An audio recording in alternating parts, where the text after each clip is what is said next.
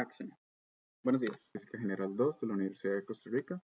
El día de hoy vamos a ver el tema Segunda Ley de Termodinámica. Esto se encuentra en el libro Serwi-Jewett de Física para Ingenierías y Ciencias, capítulo 21, de las secciones 1 a las secciones 8. Los contenidos más específicos de esta lectura son máquinas térmicas y segunda ley de termodinámica, bombas de calor y refrigeradores, procesos reversibles e irreversibles, máquina de Carnot, motores de gasolina y diésel, entropía, cambios de entropía en sistemas termodinámicos y la relación entre entropía y la segunda ley. En primer lugar, vamos a empezar por las máquinas térmicas. Y las máquinas térmicas se denominan o se describen como un dispositivo que toma energía por calor y expulsa una porción mediante trabajo mecánico. El resto de la energía se dispersa, ya sea se dispersa como fricción o como temperatura o calor que emana al resto del ambiente. Esto significa que la máquina lleva alguna sustancia de trabajo a través de un proceso cíclico en el cual, en la primera parte, la sustancia de trabajo absorbe energía por calor de un depósito de energía en alta temperatura, que sería este depósito caliente, y expulsa energía por calor a un depósito a temperatura más baja. Entonces, este va a ser el flujo de la energía a lo largo de la máquina térmica. Vamos de un depósito caliente o de un depósito donde hay mucha energía térmica y luego a través de la máquina separamos esa energía térmica en energía mecánica y el resto lo mandamos a un depósito frío que es cuando se dispersa para el ambiente. En este caso, podemos decir que la máquina térmica o el trabajo de la máquina térmica lo podemos describir como el calor que entra a la máquina del lado del depósito caliente, menos el calor que sale de la máquina del lado del depósito frío. Por lo tanto, podríamos definir la eficiencia de la máquina como este trabajo mecánico de la máquina dividido entre el calor del depósito caliente. En este caso, esto es lo mismo que decir que el trabajo de la máquina va a ser igual a la entrada, a la energía de entrada del sistema menos la energía que sale del sistema. Y esto lo podemos utilizar en la fórmula de eficiencia. Con esto en mente, podemos entrar en el tema de la segunda ley de termodinámica, que lo que nos dice que es imposible construir una máquina térmica que funcionando en un ciclo no produzca otro efecto que la entrada de energía por calor de un depósito y la realización de una cantidad igual de trabajo. ¿Qué significa esto? Que si regresamos a la diapositiva anterior, vemos que la máquina térmica va a tener este flujo de temperatura, va a tener este flujo de energía desde un depósito caliente hasta un depósito frío con el trabajo saliendo de este depósito frío. Lo que nos dice la segunda ley es que es imposible crear una máquina que pueda superar ese tipo de flujo de energía y además, o también dicho de otra manera, que el trabajo de salida de la máquina sea mayor de la energía por calor que se está transfiriendo hacia el sistema del lado del depósito caliente. Con esto en mente, podemos entrar al tema de bombas de calor y refrigeradores. Si recordamos la segunda ley, dijimos que es imposible construir una máquina cuyo único efecto sea transferir energía de manera continua por calor desde un objeto a otro a una mayor temperatura sin la entrada por trabajo. O sea, que es imposible, si recordamos la diapositiva, el primer diagrama, es imposible ir desde un depósito frío hacia un depósito caliente con el mismo flujo de energía, sino más bien lo que tenemos que decir es que para que haya un depósito frío que le transfiere energía a un depósito caliente, lo que tiene que haber es un trabajo que entre a la máquina, que eso es lo que conocemos como una bomba de calor, que en lugar de ser una máquina térmica que expulsa trabajo, va a ser una bomba de calor que ingresa trabajo, de manera que podamos transferir la energía del depósito frío hacia el depósito caliente. Entonces, como vemos aquí, la máquina térmica, la dirección de la transferencia de energía es del depósito caliente al depósito frío, es decir, la dirección natural. La función de la máquina térmica va a ser procesar la energía del depósito caliente para que se transforme en trabajo mecánico que sea útil. Entonces, lo que estamos diciendo aquí es que como es que en una bomba de calor o en un refrigerador ya no estamos en la dirección natural del flujo de la energía. Se debe entonces, para poder para poder transferir energía del depósito frío al depósito caliente, tenemos que ingresarle, tenemos que darle trabajo a la bomba, trabajo a este sistema, para que podamos ir en la dirección contraria del flujo de energía. Y eso es lo que conocemos como las bombas de calor y los refrigeradores. De las bombas de calor y refrigeradores podemos obtener estos dos coeficientes, que son coeficientes de trabajo, ya sea de enfriamiento o coeficientes de trabajo de calentamiento. Y esto es el trabajo efectuado sobre la máquina dividido entre la energía transferida a baja temperatura.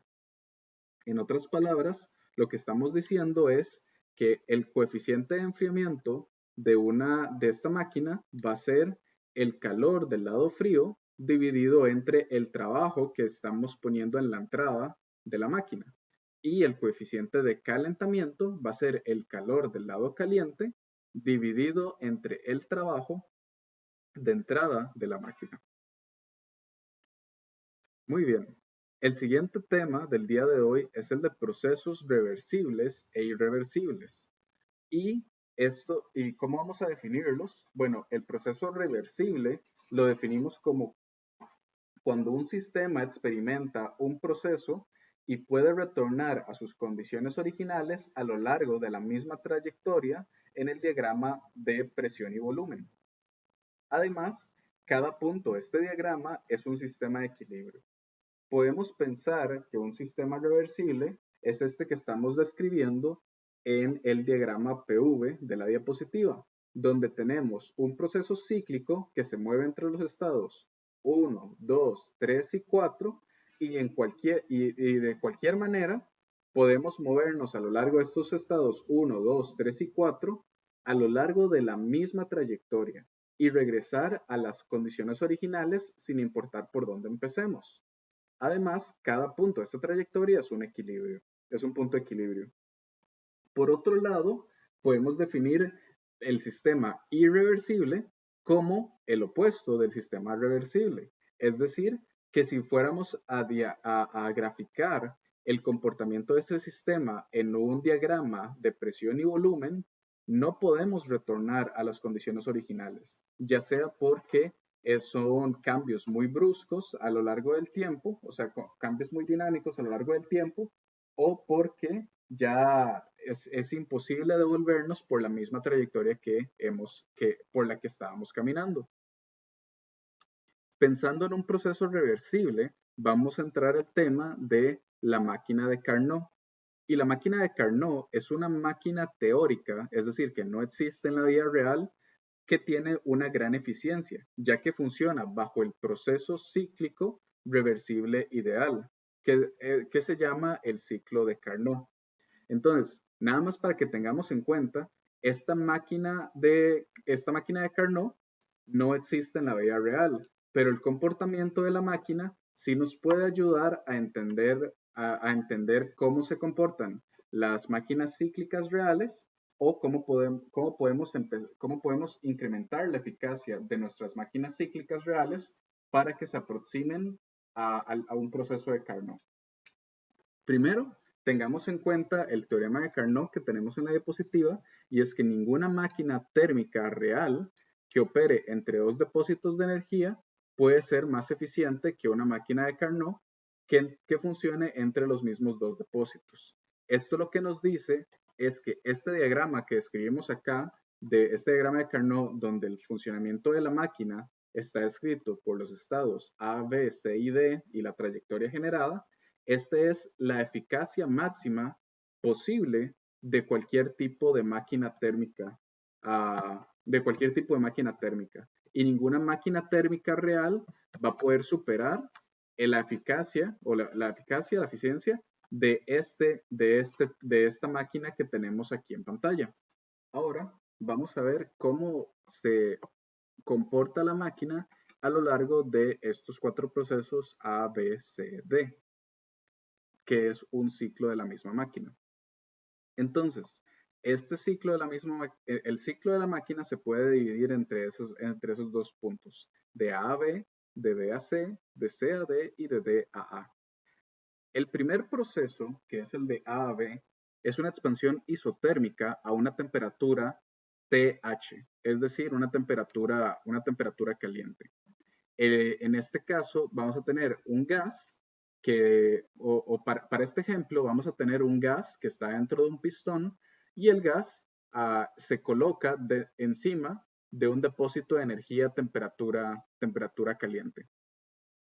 Como el gas está dentro del pistón y tenemos que es un proceso isotérmico, al ser un proceso isotérmico, lo que vamos a ver es que para mantener la temperatura, el sistema va a adquirir energía debido a calor, pero para mantener la temperatura, lo que va a haber va a ser una expansión isotérmica, es decir, una expansión isotérmica. Es decir, que el gas va a absorber energía al disminuir su presión y aumentar su volumen a lo largo del primer proceso AB.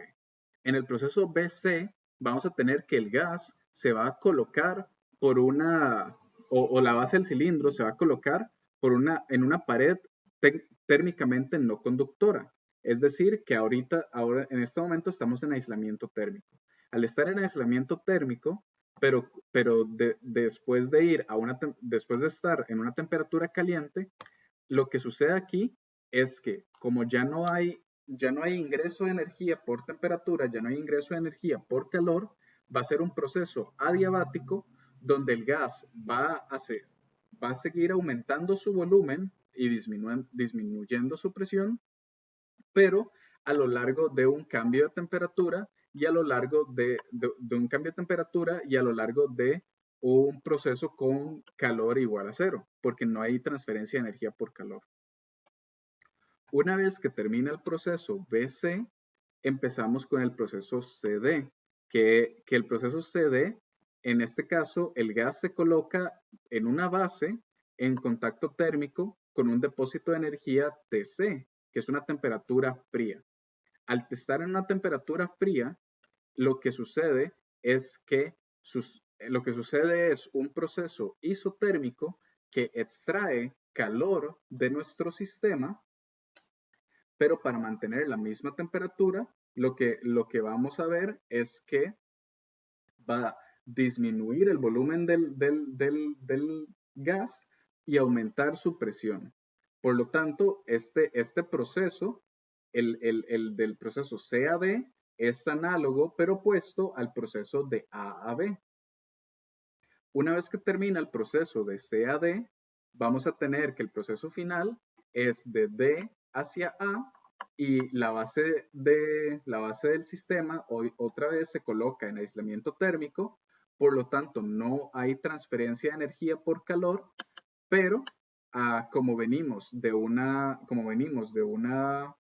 etapa donde estábamos en una temperatura más fría, lo que vamos a tener es que el gas va a experimentar una compresión adiabática, es decir, el calor es cero, pero vamos a tener una compresión donde aumenta la temperatura, aumenta la presión y disminuye el volumen de nuestro gas. Y esto nos va a colocar justo en el punto donde podemos empezar el ciclo otra vez al poner el pistón encima de la base de temperatura caliente. Entonces, en este caso, lo que vamos a tener, lo que estamos observando es que nuestro gas va a pasar alrededor de estos 4 estados una y otra vez, y este va a ser el comportamiento regular de la máquina de Carnot. De un estado de temperatura alta a un estado de cambio de temperatura con calor igual a cero, a estado de temperatura baja, a estado de aumento de temperatura con calor igual a cero, de vuelta al estado original. Y este es el funcionamiento de la máquina de Carnot. Ok, ahora que vimos el comportamiento de la máquina de Carnot, podemos ver que podemos analizar el comportamiento de esta máquina entendiendo que la eficiencia de la máquina va a ser igual a la división entre la transferencia de calor del lado frío de la máquina dividido entre la transferencia de calor del proceso caliente de la máquina. La eficiencia de la máquina va a estar dada por 1 menos la temperatura fría, TC es por fría, dividido entre la temperatura caliente de la máquina.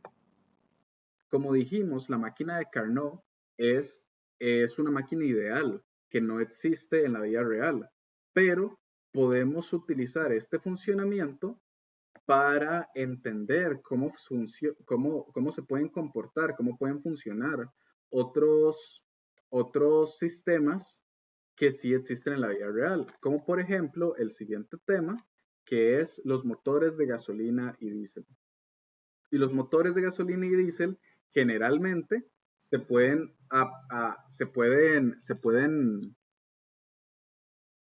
ejemplificar mediante el ciclo de Otto. Los motores de gasolina y diésel funcionan al transformar energía potencial química en los enlaces moleculares del combustible a energía interna que está asociada al movimiento molecular de ese mismo combustible y finalmente a trabajo mecánico cíclico. Y los motores se pueden ejemplificar o se pueden observar a lo largo de un ciclo de Otto, que es un ciclo de 6 etapas que cumple o que se parece en gran manera al ciclo que acabamos de observar. Las 6 etapas que vamos a ver para un motor de gasolina y diésel es la carrera de admisión, carrera de compresión, carrera de chispa, carrera de potencia, carrera de liberación y carrera de escape. Entonces, con estas etapas del motor de gasolina y diésel vamos a ver cada etapa individualmente. En la carrera de admisión, el pistón se va a mover de arriba, se va a mover hacia abajo y una mezcla gaseosa de aire y combustible va a entrar al cilindro a una presión atmosférica. Esta parte es la entrada de la energía hacia el ciclo, ya que la energía de este sistema está dada por la energía de las moléculas del combustible. Entonces, este proceso, el volumen de la máquina va a aumentar de un volumen original a un volumen 2. Va a estar dada por el aumento del volumen de la máquina cuando el pistón baja. Entonces, una vez que admitimos la energía dentro del sistema por la transferencia de materia, el combustible, vamos a entrar a la carrera de compresión, que es cuando el pistón se mueve hacia arriba y comprime la mezcla. Entonces, esta mezcla de aire y combustible que está aquí en la parte roja de nuestro diagrama va a comprimirse adiabáticamente porque no hay transferencia de energía por calor con el entorno. Entonces, al comprimirse adiabáticamente, va a disminuir su volumen desde un volumen original a un volumen 2 más pequeño y va a aumentar su temperatura desde una temperatura A de la carrera de admisión hacia una temperatura B que va a ser mayor a la original. La carrera de chispa es cuando la chispa de la bujía se enciende la mezcla.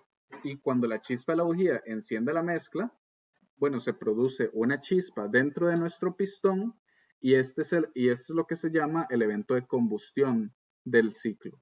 Se produce un intervalo de tiempo muy corto donde el pistón está en su posición más alta, pero al estar esta chispa, ocurre una combustión, una transformación muy rápida de la energía potencial almacenada en las moléculas del combustible a energía interna debido al movimiento de las mismas moléculas. Entonces, al hacer esto, a energía interna asociada a este movimiento de las moléculas, durante este intervalo de tiempo, la presión y la temperatura van a aumentar mucho, muy rápido. Y la temperatura va a aumentar de una temperatura que ya de por sí era alta de la carrera de compresión a una temperatura C que va a ser aún más alta. El volumen, como este proceso ocurre tan rápido, el volumen permanece relativamente constante en la carrera de la chispa, porque aunque haya explotado la chispa, el pistón no se ha empezado a mover hacia abajo. Por otro lado, esto va a suceder más bien en la carrera de potencia, que es cuando el gas caliente que aumentó su presión en la carrera de la chispa va a empujar el pistón hacia abajo. Y esto es lo que va a convertir, o eso es lo que va a transformar la energía interna de nuestro gas, nuestra combinación de gas y combustible, a energía mecánica que va a mover el pistón hacia abajo. Y al mover el pistón hacia abajo, esto va a causar una caída de la temperatura por expansión y el gas va a realizar el trabajo de empujar el pistón y el valor de ese trabajo lo podemos obtener gracias a el área bajo la curva de nuestro diagrama. Y este va a ser el trabajo mecánico que nos va a proporcionar el sistema al sistema ya por el movimiento de este pistón.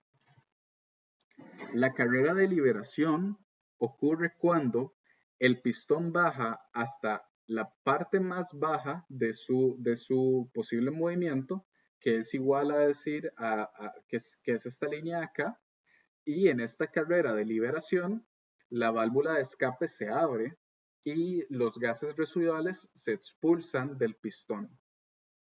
Esto lo que significa es que en esta carrera de liberación, la presión va a caer súbitamente por un breve intervalo de tiempo. Y durante este breve intervalo de tiempo, el pistón es casi fijo y se aproxima a un volumen constante. Con esto en mente, al abrir el escape, va a ocurrir un cambio de presión que va a hacer que se expulsen todos estos gases hacia afuera.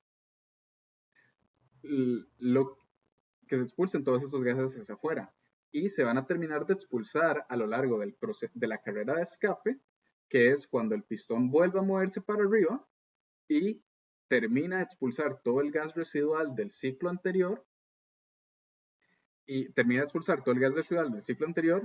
la última parte de este proceso es que se cierra la válvula de escape y se abre la válvula de aire y combustible, el cual nos devuelve a la primera etapa, la carrera de admisión. Entonces, con esto en mente, vemos cómo se mueve el motor, o cómo son las diferentes etapas del movimiento del motor, desde que se admite la energía hasta que se libera, se transforma en trabajo mecánico, que es la carrera de potencia, hasta que sale la energía residual del sistema. Y esto lo podemos describir también con el diagrama de presión y volumen que teníamos hace un rato en nuestro ciclo de Otto. Algo importante, algo que hay que tener en cuenta, es que en el ciclo de Otto vamos a tener esta ecuación para describir la eficiencia del ciclo, que va a ser que la eficiencia puede estar dada por 1 menos 1 dividido entre el volumen 1 del sistema dividido entre el volumen 2 del sistema, todo esto elevado a la gamma menos 1. V1 entre V2 es la relación de compresión de nuestro motor y eso es la relación entre los volúmenes mínimos y máximos del pistón a lo largo de un ciclo. Y por otro lado, gamma lo estamos describiendo como el calor específico a presión constante y el dividido entre el calor específico a volumen constante que ya habíamos obtenido en un capítulo anterior, pero para la sustancia que estemos utilizando de combustible, que puede ser gasolina, que puede ser diésel. Entonces sería la eficiencia de este sistema lo podemos obtener como 1 menos 1 dividido la relación de compresión, todo esto elevado a gamma menos 1 con gamma, o lo podemos como con gamma, que ya dijimos, lo podemos obtener como esos calores específicos molares a presión constante y a volumen constante de nuestra mezcla de aire combustible. Muy bien, el siguiente tema del día de hoy es el tema de entropía. Y entropía lo podemos relacionar, lo podemos empezar a analizar a partir del análisis de microestados y macroestados.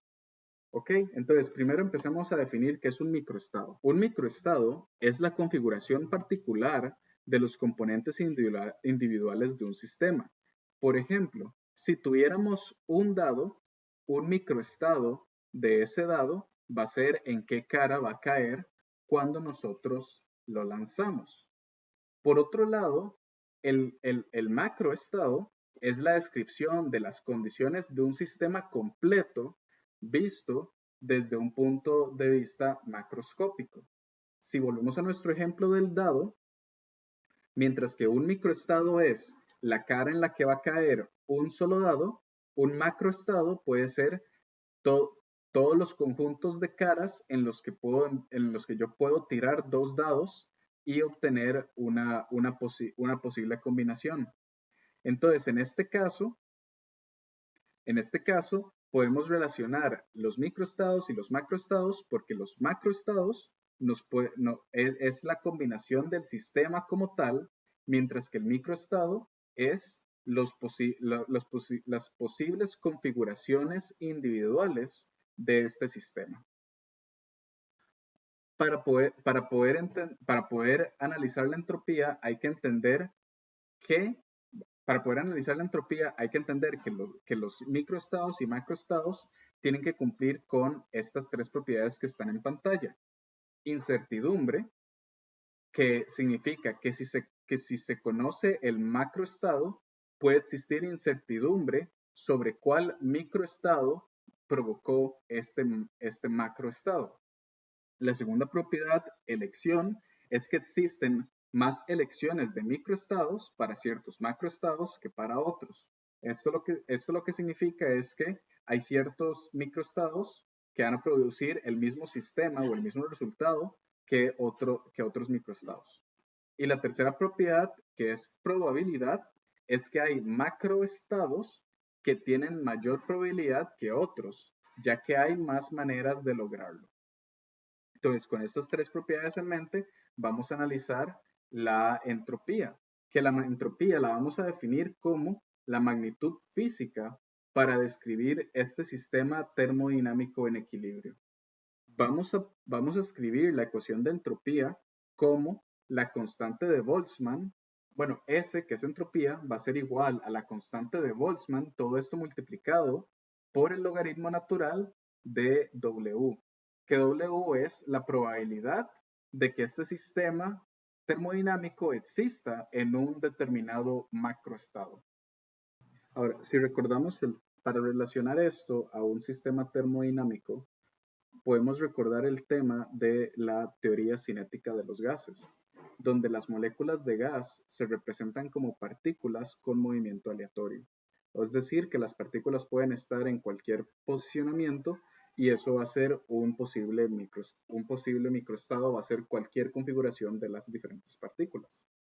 Ahora, en este caso, supongamos que el gas está confinado en un volumen V.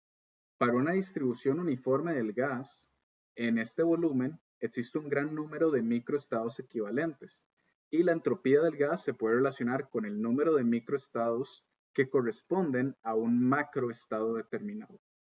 En este caso, habría que contar el número de todos los microestados que corresponden a un macroestado determinado.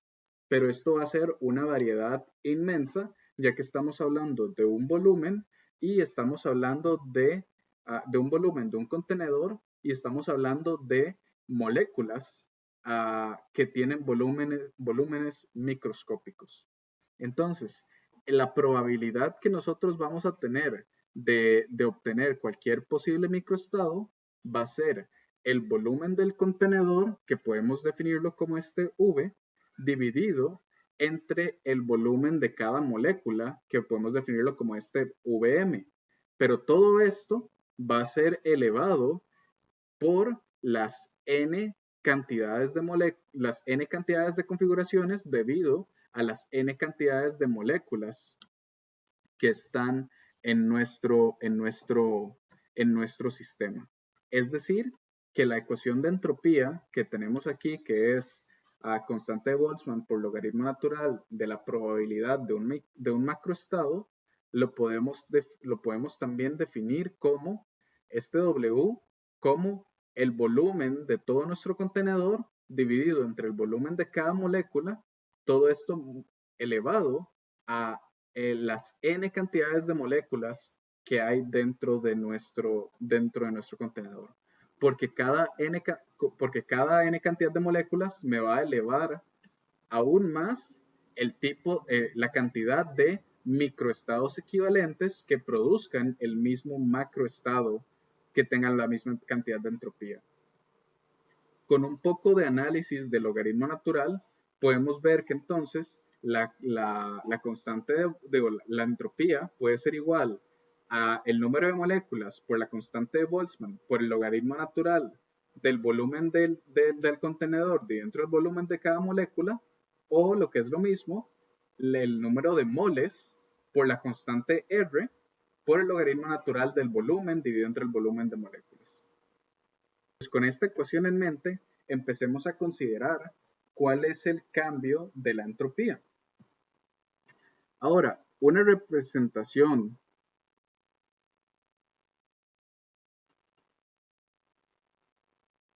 podemos considerar una representación matemática del esparcimiento de energía, o lo que es equivalente, el cambio de la entropía. La formulación original de la entropía termodinámica va a involucrar la transferencia de energía por calor durante un proceso reversible. Entonces, en este caso podemos considerar el proceso infinitesimal en el que el sistema cambia de un estado a otro, donde puede ser que el cambio de entropía ds va a estar dada por el cambio de entropía infinitesimal de delta QR, el cambio del calor del sistema, del cambio de transferencia de energía por calor de este sistema, dividido entre la temperatura de nuestro sistema. Si fuera esto un proceso finito, podemos integrar a ambos lados y obtener que el cambio de entropía de nuestro sistema va a ser igual a la integral desde un estado final a un estado inicial a un estado final de QR dividido entre T. O si lo estuviéramos considerando en el caso de un estado a otro estado, esto va a ser igual. El cambio de entropía lo podemos considerar como, de la fórmula original, la constante de Boltzmann por el logaritmo natural de la probabilidad de estar en nuestro estado final dividido entre la probabilidad de estar en nuestro estado inicial. Vamos a analizar esto a partir de un ejemplo que es el ciclo de Carnot. La máquina de Carnot ya dijimos que pasa por dos temperaturas a lo largo de un ciclo completo. Si la entropía la podemos definir como el delta del calor dividido entre la temperatura, entonces vamos a tener dos entropías. La primera definida por el calor del lado caliente de nuestro ciclo dividido entre la temperatura caliente. Todo esto para la entropía caliente de nuestro ciclo. Y la entropía fría va a ser el calor frío del ciclo dividido entre la temperatura fría de esa parte del ciclo. Si recordamos que el calor caliente dividido entre el calor frío, si recordamos que el calor frío dividido entre el calor caliente es igual a la temperatura fría sobre la temperatura caliente, podemos utilizar el cambio de temperatura total de nuestro sistema como S2 menos S1, es decir, es tener estas dos ecuaciones y esto sería igual a cero debido a esta igualdad que tenemos aquí. ¿Qué significa esto? Significa que para un ciclo completo, el cambio de entropía de un ciclo de Carnot va a ser igual a cero. ¿Por qué? Porque la entropía va a depender del calor y la temperatura del lado caliente y del lado frío de nuestro ciclo, y por esta igualdad que tenemos aquí, esto siempre nos va a dar igual a cero. Porque dependemos solamente de la temperatura inicial y la temperatura final. Por otro lado, podemos considerar el cambio de entropía en expansión libre. Expansión libre es cuando tenemos gas en un pistón y más bien vamos a tener que el pistón no va a ofrecer ninguna fuerza de resistencia. Entonces, en este caso, si quitamos la membrana de nuestro pistón y tenemos un gas a una temperatura inicial en un volumen inicial, cuando rompemos la membrana, el gas se va a expandir libre e irreversible por todo el volumen. ¿Okay? Entonces, con este caso, si consideramos un proceso isotérmico a temperatura constante, nuestra integral de entropía va a ser igual a 1 sobre T desde un estado inicial a un estado final de QR. Entonces, para un proceso isotérmico, la temperatura es constante y vamos a tener que el cambio de entropía es la integral desde un estado inicial a un estado final de dQr. Y dQr, esta integral que tenemos aquí, va a ser igual, en un proceso isotérmico, va a ser igual al trabajo realizado sobre el gas durante la expansión desde un volumen inicial a un volumen final. Por lo que esta ecuación que tenemos